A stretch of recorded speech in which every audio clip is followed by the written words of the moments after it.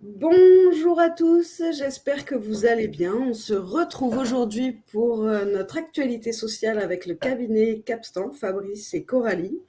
Bonjour. Euh, je vais juste faire 1 minute pour présenter un peu les règles du jeu. Après, on se présentera rapidement avec Fabrice et Coralie. Et après, c'est parti pour l'actualité sociale. Du coup, donc, juste quick MS, qui on est? On est un éditeur de logiciels RH qui a pour mission d'être le meilleur assistant RH que vous ayez jamais eu. Et pour ce faire, on a donc 2 logiciels. L'outil graphique qui fait du reporting RH et qui automatise la BDESE et notre outil Crew qui est le logiciel qui permet de digitaliser les entretiens et automatiser les campagnes. Et voilà pour nous. Fabrice, Coralie, je vous laisse vous présenter. Oui, alors je prends la parole puisqu'on vient de convenir, je ne trahis pas un secret avant de prendre l'antenne que c'était moi qui présentais Capstan. Donc, puisque Coralie me laisse la parole, je le fais. Donc, Fabrice Carava, avocat associé du cabinet Capstan au bureau de Marseille. Capstan est un cabinet qui est entièrement dédié au droit du travail. Donc, nous pratiquons le droit du travail sous toutes ses dimensions et à 360 degrés, autant contentieux évidemment, de manière assez classique, mais surtout en conseil, en accompagnement des entreprises au quotidien ou sur des opérations plus structurantes en droit du travail. Voilà, donc un cabinet exclusivement consacré à cette matière, d'où notre partenariat avec QuickMS pour vous présenter les actualités sociales. Merci beaucoup Fabrice pour cette petite présentation. Juste les petites règles du jeu, vous savez, en bas à droite, il y a la partie chat, donc n'hésitez pas, je vois qu'il y a déjà des bonjours à tous, bonjour, vous pouvez envoyer des petits smileys aussi si vous le souhaitez. On reconnaît les Euh, habitués. voilà.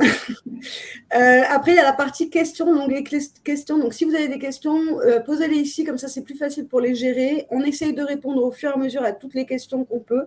Et on reprendra, si on n'a pas le temps, on reprendra à la fin les questions. Et sinon, n'hésitez pas à contacter directement Fabrice ou Coralie. Ils ont une adresse mail sur laquelle vous pouvez les contacter. Tout à fait. Alors, Euh, puisque tu en parles, c'est quickms@capstan.fr. Comme ça, on sait que ça vient de vous et on vous recontacte pour voir comment le cabinet peut vous accompagner. Parfait. Allez, c'est parti. Je vais faire la présentation parce que c'est ce que vous attendez. On le sait. Vous me dites si vous voyez bien l'écran. On le voit. Allez, et ben c'est parti. Très bien. Alors, c'est moi qui garde la parole. Coralie n'a rien à dire pour l'instant. Voilà. Donc, avec ce premier sujet qui est d'importance et qui prend de l'importance de plus en plus ces derniers mois, je trouve, devant la Cour de cassation, c'est la question du temps de travail effectif, précisément du temps de travail effectif en matière de trajet et de déplacement. Pour vous mettre un peu dans le contexte avant de rentrer dans ces arrêts, je rappelle qu'il ressort des dispositions légales que le temps de travail effectif est le temps pendant lequel le salarié, sans pouvoir vaquer à des occupations personnelles, est à la disposition de l'employeur. Donc ça, c'est la grille de lecture du temps de travail effectif dans le Code du travail. S'agissant plus précisément des temps de déplacement, le Code du travail nous dit expressément qu'il ne s'agit pas de temps de travail effectif, mais que ce temps peut donner lieu, enfin doit donner lieu à des contreparties financières et ou en repos, à préciser de diverses manières dans l'entreprise, je ne rentre pas dans les détails, dès lors que ce temps de déplacement est inhabituel, c'est ce que nous dit le Code, c'est une notion qui d'ailleurs peut poser débat. Donc, le temps de déplacement, n'est par principe pas du temps de travail effectif. Jusqu'ici, jusqu'il y a quelques mois, c'était plutôt relativement clair par rapport aux dispositions de la convention collective. Cela fait quelques mois qu'on voit arriver des arrêts qui bouleversent, à mon sens, cette sécurisation juridique que le Code du travail, qui était d'ailleurs intervenu à la suite de jurisprudence pour clarifier les choses et pour les sécuriser, donc que le Code du travail avait sécurisé. Et on en revient à une situation qui est du coup beaucoup plus, peut-être plus floue. C'est-à-dire que si le principe légal demeure, la Cour de cassation ouvre la porte à une analyse au cas par cas des temps de déplacement. J'en viens à ces arrêts précisément. Dans le premier arrêt, il s'agissait d'un salarié qui avait pour fonction, dans une société qui gère des hôtels, d'être un enquêteur mystère. Alors pas des hôtels, mais pardon, une autre chaîne, je ne me souviens plus de quelle activité exactement, enfin, en tout cas, il était enquêteur mystère. Le débat qui est arrivé devant la Cour de cassation était de savoir si les temps de déplacement, puisqu'il se déplaçait pour exécuter son travail, entre le lieu de travail, c'est-à-dire le site sur lequel il allait enquêter, et l'hôtel où il allait dormir pour pouvoir ensuite le lendemain partir sur un autre site, est-ce que ce temps de déplacement, donc non pas domicile, lieu de travail, mais lieu de travail hôtel, puis hôtel, lieu de travail le lendemain, est-ce que c'était du temps de travail effectif? La Cour de cassation va reprocher au juge du fond de finalement ne pas avoir fait une analyse correcte en relevant notamment que il fallait noter dans ce dossier que le salarié ne visitait qu'un site, qu'une concession en l'occurrence, de l'employeur par jour, et que donc les juges d'appel, c'était le reproche de la Cour de cassation, n'avaient pas, d'après la Cour de cassation, vérifié si pendant ces temps de trajet, eh bien, il y avait du travail effectif de réaliser, et si ça n'était pas que des trajets où il ne faisait rien d'autre que se déplacer pour aller sur le site de l'hôtel où il allait dormir.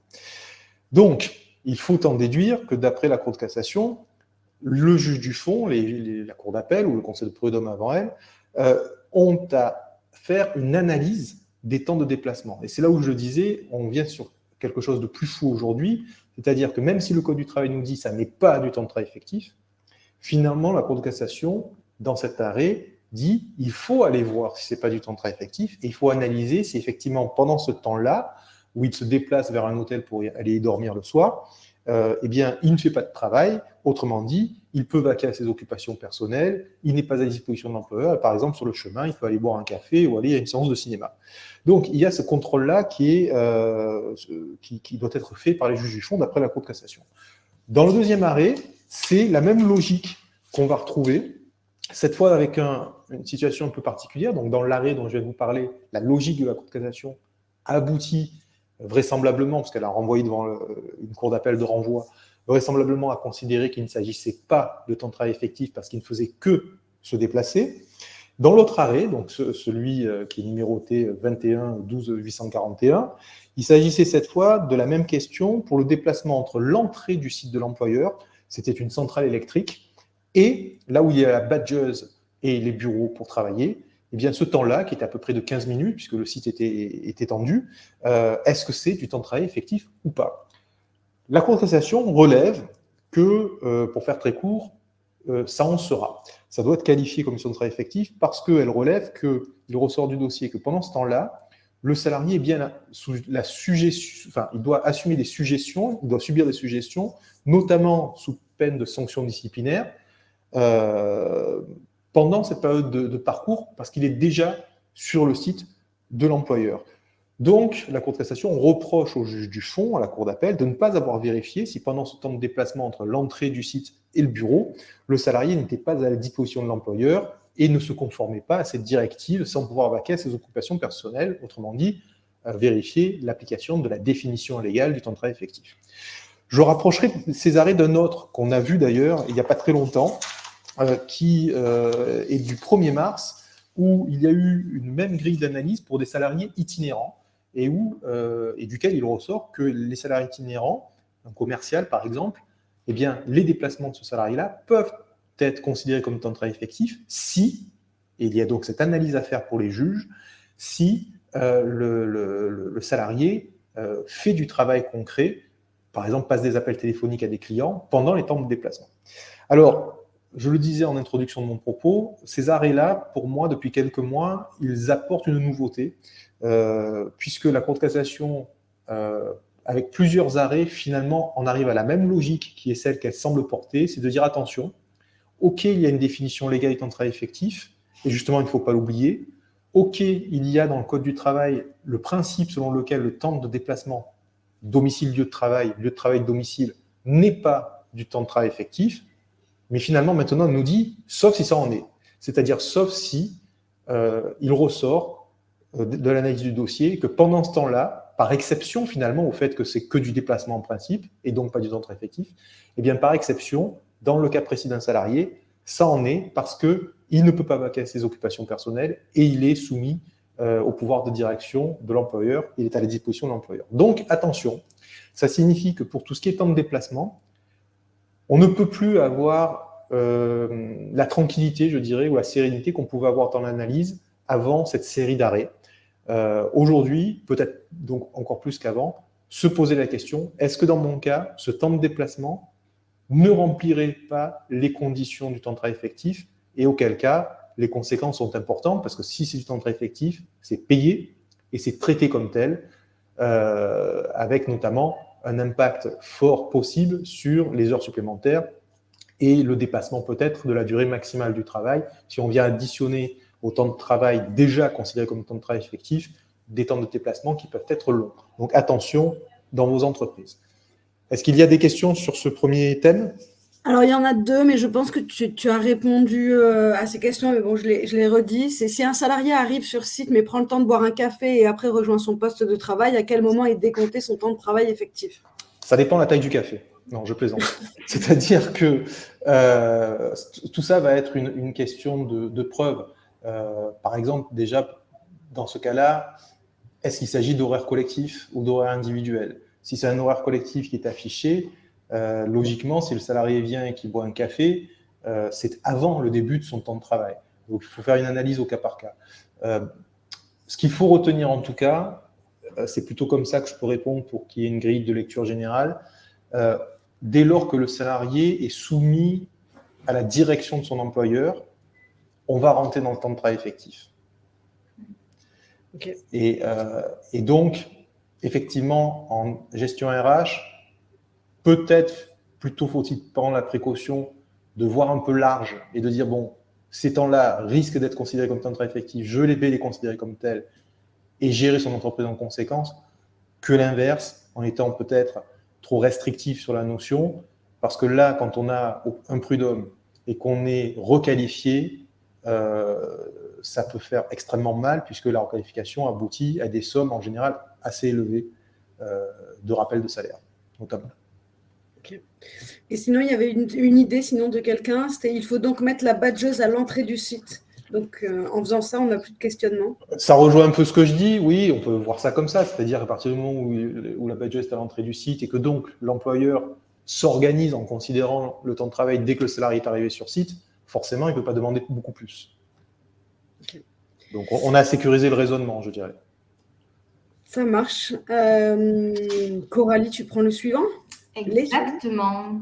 2 arrêts du 1er juin qui nous permettent de faire quelques focus, quelques rappels ou sinon d'attirer un point de vigilance en ce qui concerne l'application du droit de la sécurité sociale, surtout quand il est question, comme ici, dans le premier arrêt de la saisine de la commission de recours amiable de l'URSSAF, ou encore dans le deuxième arrêt en ce qui concerne l'opposition à contrainte URSSAF. Alors, dans le premier arrêt, la Cour de cassation a été amenée à statuer sur le point de l'étendue de la saisine de la commission de recours amiable. L'idée ici à retenir, c'est finalement quand un cotisant souhaite contester une décision administrative ou une mise en demeure de payer notifiée par l'URSSAF, comment doit-il s'y prendre dans le cadre de sa contestation, de son recours amiable devant la CRA ? Autrement dit, est-ce que dans le cadre de la lettre de réclamation, il peut être bref et succinct, ou est-ce qu'au contraire, il lui faut absolument rentrer dans le détail pour expliciter les raisons, les motifs pour lesquels il conteste tel ou tel point. Là, en l'occurrence, c'était une société qui avait fait l'objet d'un contrôle URSSAF. À la fin des opérations de contrôle, l'URSSAF lui a notifié dans un premier temps la lettre d'observation pour instruire un contradictoire et permettre à la société de faire valoir ses observations. In fine, la société elle a fait l'objet d'un redressement. Elle a donc reçu une mise en demeure de payer des cotisations sociales qu'elle conteste.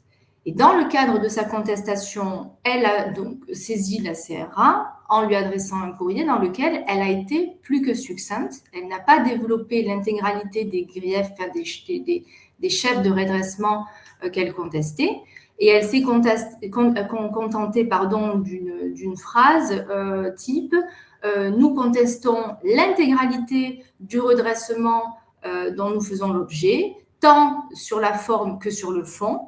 Et elle a ajouté nous réservons la possibilité de contester d'autres griefs, parce qu'elle n'en avait développé que 2 de mémoire. Nous réservons la possibilité de contester les autres chefs de redressement, lesquels, du coup, demeuraient sans motivation.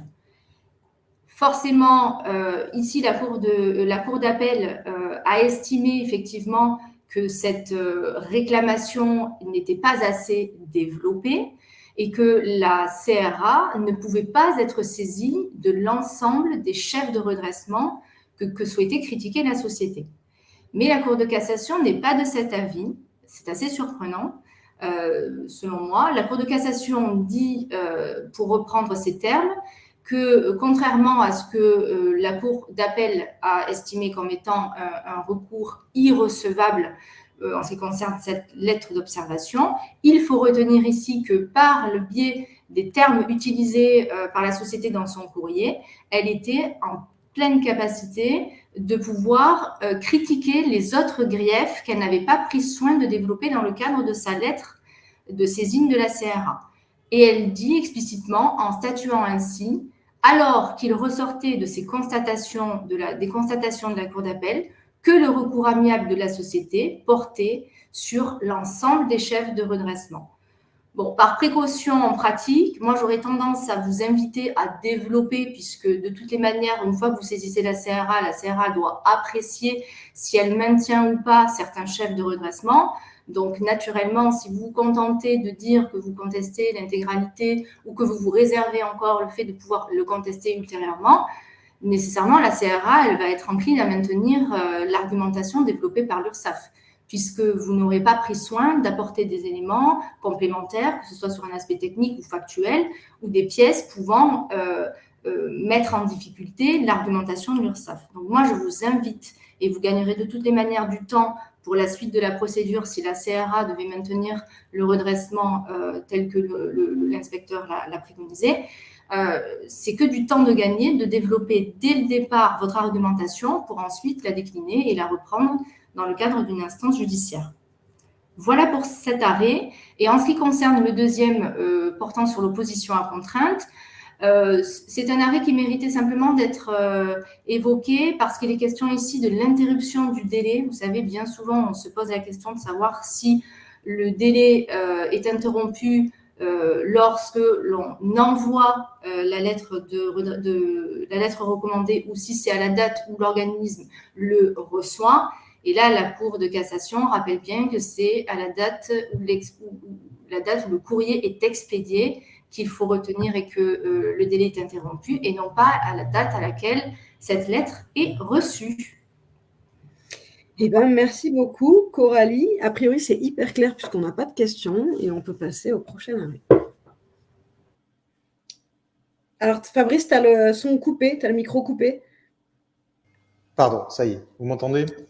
Ouais, nickel. Bon. Alors, le prochain arrêt concerne la question de l'expertise décidée par le comité social et économique dans le cadre de ses pouvoirs, et notamment, en l'occurrence, à l'occasion de la consultation du CSE sur la situation économique et financière de l'entreprise. Donc, il y a des dispositions du Code du travail qui permettent au CSE de recourir à un expert comptable. C'est l'article L2315 88 et 89 et suivants du Code du travail. Dans cette affaire, la question a été celle du champ d'application de cette expertise pour une société qui faisait partie d'un groupe.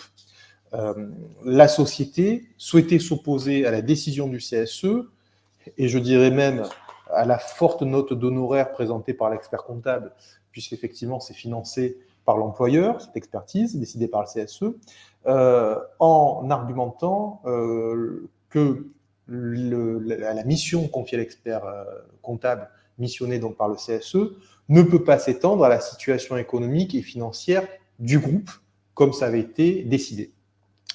La Cour de cassation répond par la négative, c'est-à-dire qu'elle dit oui, le CSE peut missionner l'expert comptable pour avoir un regard, non pas de la seule société, c'est ce que disait l'employeur, mais de la société au sein du groupe, donc la société particulière, la situation particulière de la société au sein du groupe. Pour dire cela, la Cour de cassation fait une analyse des textes et raisonne de la manière suivante, en allant noter entre les articles du Code du travail et les articles du Code de commerce applicables sur le sujet, que, en particulier, dans le Code de commerce, il est prévu que l'expert comptable a les mêmes prérogatives que le commissaire aux comptes de l'entreprise. Donc ça, pardon, c'est dans le Code du travail. Et le Code du travail renvoie donc ainsi à une notion qui est dans le Code de commerce, et le Code de commerce, s'agissant du commissaire aux comptes, nous indique qu'il contrôle notamment l'entreprise elle-même, mais aussi les entités qui la contrôlent ou qui sont contrôlées, autrement dit, les sociétés du groupe. Donc, avec cette lecture, je dirais, par renvoi du texte du Code du travail, en allant lire donc le dispositif du Code de commerce auquel le Code du travail renvoie finalement en faisant référence au commissaire aux comptes pour définir les missions de l'expert comptable, l'expert du CSE, la Cour de cassation en vient à affirmer donc qu'effectivement, la mission peut porter sur la situation de l'entreprise et le rôle de cette entreprise au sein du groupe. Et donc, l'employeur, effectivement, est débouté de sa demande. Donc, c'est un point important parce que cela peut arriver fréquemment qu'il y a un débat autour de l'étendue de la mission d'un expert comptable, en l'occurrence, ou d'ailleurs d'autres experts qui peuvent être désignés par le CSE. Là, en l'occurrence, pour l'expert comptable, on peut aller voir ce qui se passe au niveau du groupe. Donc, à retenir, ça signifie en état de cette jurisprudence que toute contestation de cette manière-là, c'est-à-dire par rapport à la notion de groupe, serait vouée à l'échec. Ça ne veut pas dire que toute contestation serait vouée à l'échec. On peut toujours contester les limites de la mission au cas par cas et selon la consultation du CSE dont on parle. Mais par contre, voilà, le CSE peut demander à avoir une lecture, je dirais, financière et comptable et économique de la situation de la société au sein du groupe, et l'entreprise est obligée de l'accepter d'après la Cour de cassation. Voilà pour cet arrêt. Alors, une question, le CSE peut-il demander une expertise avant la présentation des comptes prévus à l'ordre du jour ? Alors, je ne sais pas si on peut dire avant, c'est-à-dire que dans le cadre de la consultation globale de la situation économique et financière de l'entreprise, il peut faire ce recours à l'expert comptable. Pourquoi je le dis comme ça ? Parce qu'il ne s'agit pas que de présenter les comptes. Ce serait réducteur, c'est-à-dire que c'est une consultation plus globale, avec des informations plus globales que les simples comptes de la société, qui sont présentés au CSE dans le cadre de cette consultation régulière du CSE. Le CSE peut recourir à l'expert comptable à l'occasion de cette consultation, et finalement, peu importe que les comptes ils aient déjà reçus ou pas reçus, à partir du moment où ça s'inscrit dans cette consultation spécifique, il peut faire un recours à l'expert comptable et donc recourir à l'expert comptable, comme je viens de le dire, d'après la Cour de cassation. Ok, parfait, merci. J'attends. Ah non, il y a peut-être une question qui arrive. Bon, on attend. Non, a priori non. Du coup, on passe à l'arrêt suivant. Arrêt suivant, assez intéressant parce qu'habituellement, on a beaucoup de licenciements pour faute grave qui reviennent, mais qui ne concernent pas toujours les salariés protégés. Et là, c'est le cas, puisque dans cette espèce, il était question d'un salarié protégé qui, avant de se faire licencier pour faute grave, avait fait l'objet de plusieurs sanctions disciplinaires qui, selon lui, devait recouvrir du coup la qualification de harcèlement moral et au-delà, parce qu'il visait dans ses réclamations devant le CPH un traitement discriminatoire. Alors, l'intérêt de cet arrêt, c'est de pouvoir apprécier finalement, en prenant un peu de hauteur, ce que le salarié peut demander devant le CPH lorsqu'il est question de plusieurs éléments, comme ici, plusieurs sanctions disciplinaires et un licenciement pour faute grave qui a été validé par l'inspection du travail. Finalement, le projecteur était un peu tourné sur quels sont les pouvoirs de l'administration du travail et, à l'opposé, les pouvoirs de requalification, si je puis dire, du juge judiciaire dans ce cas de figure, lorsqu'il y a effectivement le caractère de salarié protégé. Alors, pour vous expliquer un petit peu le contexte, parce que dans cet arrêt, il n'y a pas tellement de détails, simplement, on lit entre les lignes, qu'on prend soin d'étudier la chronologie des événements, et le salarié, lui, a fait valoir que bien antérieurement à la procédure de licenciement, il avait fait l'objet de plusieurs sanctions disciplinaires, conduisant notamment à des mises à pied disciplinaires, à des mises en garde multipliées, qui, pour lui, caractérisait de fait un harcèlement moral. Ça, c'était tout un contexte qui a précédé le licenciement. Le licenciement pour faute grave a été autorisé, encore une fois, par l'administration. Et la position du salarié, c'est de dire finalement, moi, salarié protégé, certes, en saisissant le juge judiciaire, je dois me cantonner à des demandes qui ne concernent pas la légitimité du licenciement, puisque ça appartient, ça revient à l'inspecteur du travail de vérifier la légitimité, le bien fondé du licenciement. Donc lui, il dit, j'ai bien conscience de ça, simplement, ce n'est pas parce que cette partie-là du licenciement est postérieure aux sanctions disciplinaires que je ne peux pas, moi, salarié, saisir le CPH pour contester toutes les sanctions disciplinaires antérieures. Et la Cour de cassation lui donne raison en indiquant spécialement que le juge du fond, si effectivement il n'a pas la possibilité de venir apprécier la légitimité du licenciement, par principe de la séparation des pouvoirs, il peut quand même prendre en compte les précédentes sanctions disciplinaires qui ont été prononcées contre ce salarié pour estimer et caractériser éventuellement un harcèlement moral. Et c'est ce qui s'est passé. Le Conseil de prud'homme a estimé effectivement qu'il y avait à retenir l'existence d'un harcèlement moral et in fine, il a annulé toutes les mises en garde et surtout les mises à pied disciplinaires.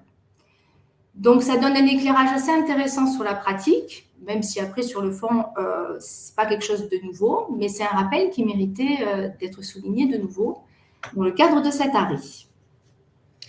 Eh bien, merci beaucoup. On n'a pas d'autres questions. Du coup, on passe à l'arrêt suivant. Oui, l'arrêt suivant qui concerne les représentants de proximité et plus précisément la manière dont on va créer des représentants de proximité dans une entreprise. Alors, pour rappel, depuis 2017, il y a eu en 2017 une réforme avec ce qu'on a appelé les ordonnances Macron du droit du travail, et en ce compris de la représentation des salariés, on nous a effacé le comité d'entreprise et délégué du personnel, et on nous a créé le CSE. On a permis aussi aux entreprises, de manière non pas obligatoire, totalement facultative et négociée, de créer ce qu'on appelle des représentants de proximité, qui viennent d'une certaine manière permettre aux entreprises de recréer, de réinventer des délégués du personnel là où il n'y a plus que le CSE. Ce représentant de proximité, comment on le nomme? C'était la question de cet arrêt. Dans cet arrêt qui concerne la SNCF, il y a eu un débat sur l'histoire suivante. Au moment de la mise en œuvre de l'élection du CSE dans un des établissements de la SNCF, une négociation est intervenue, dans une des branches de la SNCF, une négociation est intervenue au niveau de la société, au niveau de l'entreprise, au niveau de la société concernée du groupe SNCF, pour négocier les modalités de mise en place du CSE et notamment déterminer ce que l'on appelle les établissements distincts pour donc faire le schéma, la carte des CSE dans l'entreprise.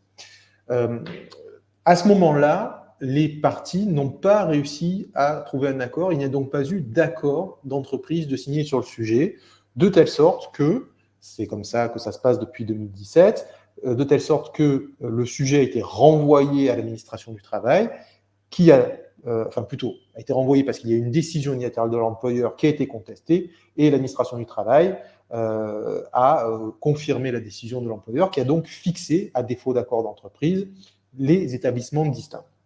Jusque-là, une situation normale. Pas d'accord, décision unilatérale, discussion, mais en tout cas, une situation relativement normale.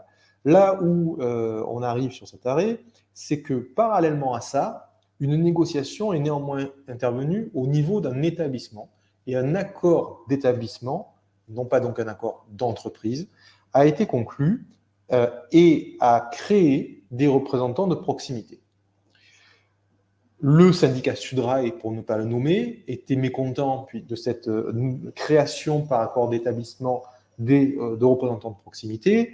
L'arrêt nous permet de comprendre qu'ils étaient manifestement mécontents parce qu'ils n'ont pas pu en désigner. Ils ont donc attaqué effectivement cette possibilité de créer par accord d'établissement des représentants de proximité.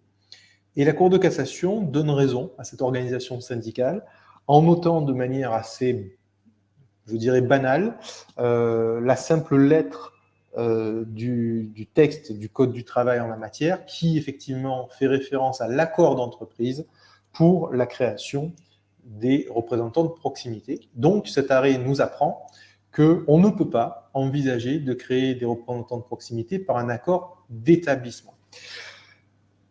Je trouve que cet arrêt est relativement surprenant, c'est-à-dire certes, la lecture stricte de la lettre du Code donne raison à la Cour de cassation, je dirais, c'est-à-dire qu'effectivement, on parle d'accord d'entreprise. Ça peut être surprenant parce que sur beaucoup d'autres sujets, l'accord d'établissement, en fait,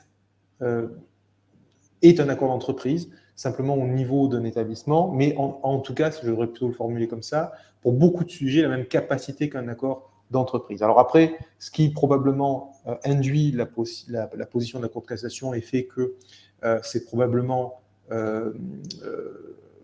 entendable et acceptable et logique d'une certaine manière, c'est que le sujet dont on parle, c'est effectivement relativement logique de ne permettre cette création que par accord d'entreprise, parce que sinon, il pourrait y avoir des différenciations dans une même entreprise entre les établissements qui disposent de représentants de proximité et ceux qui ne disposeraient pas de représentants de proximité. Donc probablement qu'il y a cette vision de la Cour de cassation, du coup, de coller à la lettre du texte pour justifier du fait que seul un accord d'entreprise peut créer, parce que l'accord d'entreprise, lorsqu'il en crée, il les crée avec un regard global sur toute l'entreprise, et il crée des représentants de proximité pour l'ensemble des établissements de l'entreprise. En tout cas, indépendamment de ces réflexions, la position de la Cour de cassation est celle-ci. On ne peut pas créer de représentants de proximité par accord d'établissement, et c'est ce qui est à retenir de cet arrêt. Est-ce qu'il y a des questions sur cet arrêt ? Ouais, on est en train d'écrire, du coup, on va attendre juste quelques secondes.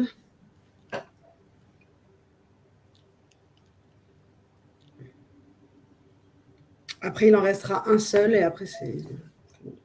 Peut-être Coralie, tu peux avancer, puis s'il y a une question, on y revient. Allez, on y reviendra.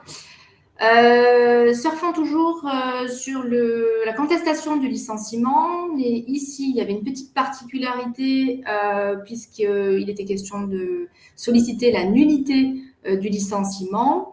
Et encore plus, j'ai envie de vous dire que la particularité réside dans le fait que le salarié faisait valoir que ce qui lui était reproché, c'était l'alerte qu'il avait donnée à son employeur, alerte dans le cadre de laquelle il dénonçait des faits susceptibles d'être constitutifs d'un délit.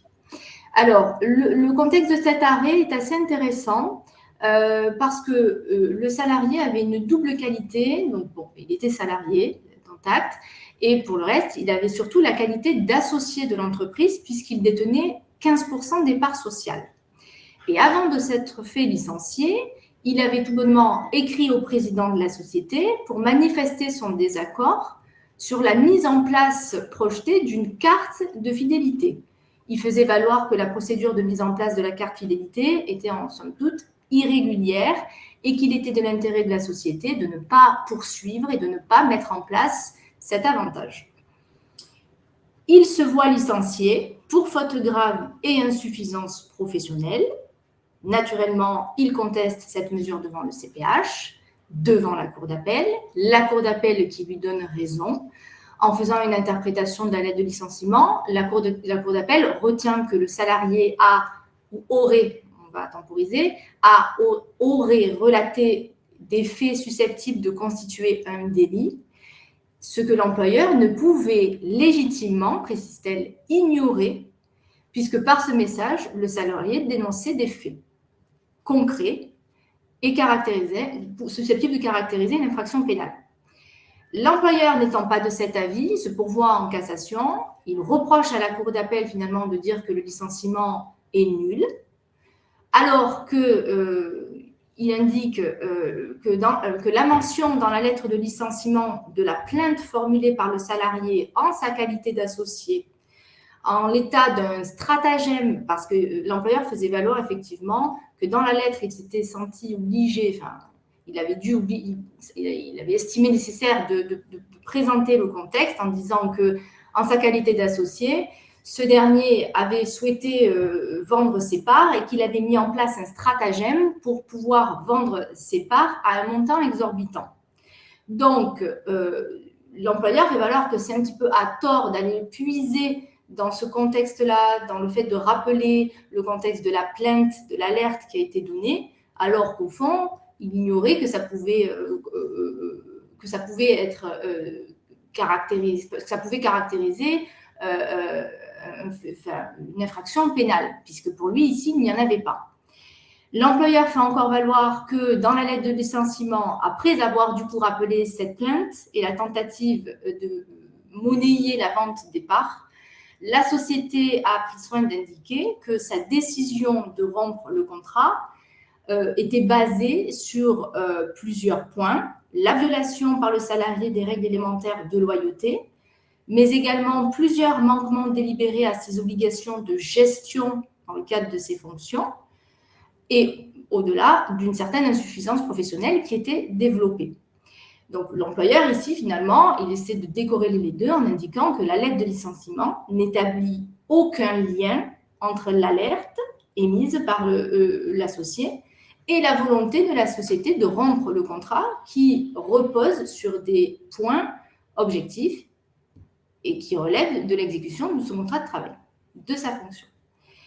La Cour de cassation, finalement, rejoint l'employeur en indiquant que le grief énoncé dans la lettre de licenciement tiré de la relation par le salarié de faits qui sont susceptibles de constituer une infraction pénale, qui, s'ils étaient établis, seraient de nature à caractériser cette infraction pénale, emporterait à lui seul la nullité du licenciement. Sauf qu'ici, ce n'est pas le cas, puisqu'elle dit « Le juge du fond doit constater que le salarié relate ou témoigne de faits susceptibles de constituer un délit », ce que ici l'employeur ne pouvait légitimement pas savoir, puisqu'il n'y avait, le message n'était pas celui-ci, il n'y avait en réalité aucune alerte.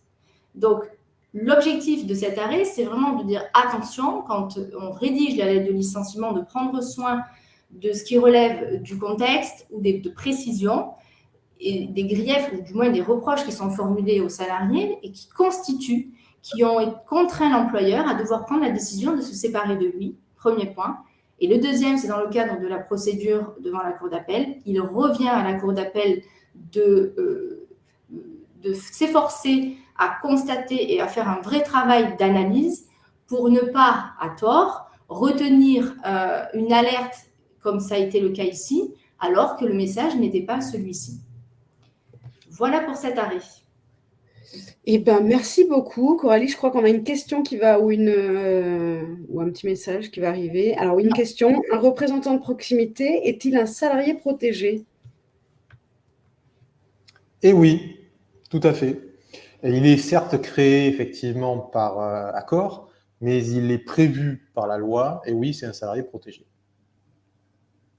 Ok, eh ben, merci pour cette réponse complète. Et on arrive au terme de ce webinaire. Eh ben, écoutez, merci à tous. On vous envoie le replay d'ici demain ou début de semaine prochaine. Et puis, on se retrouve pour le prochain qui aura lieu le 13 juillet à 13h30. Donc, c'est un jeudi. Donc, voilà. Merci beaucoup. Au revoir. Merci Bon Fabrice. après-midi à tous. Merci à tous. Au revoir. À bientôt.